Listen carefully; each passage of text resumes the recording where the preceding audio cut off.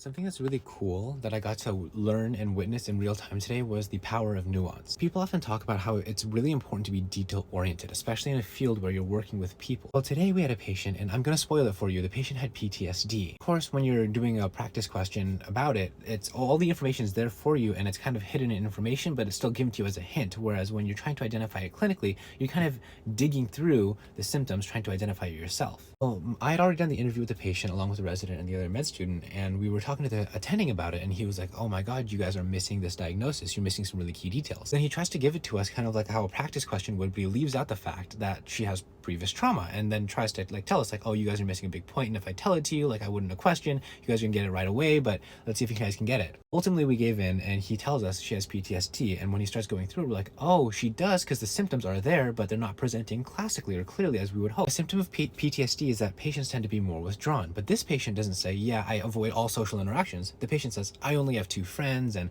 one of them I have a really hard time getting along with, so I actually spend a lot of time alone, but I do have friends." Another aspect of it is just emotional lability. They're trying to avoid things that remind them of their trauma. Well, this patient doesn't say, "Yeah, I avoid things that remind me of my trauma," but the patient does, whenever we start asking questions about it, kind of say, "Oh, I don't want to talk about it right now." So then they're avoiding it. Then when they're trying to avoid it, we kind of go away from it, but they kind of keep mentioning "Oh, I had this trauma, I had this trauma," and they keep going back to it, but they don't want to elaborate on it. The preceptor identifies that and he says, "Hey, that means that the patient doesn't feel like you've really identified and heard them on that matter, but they don't want to get into it," which means that they're doing what?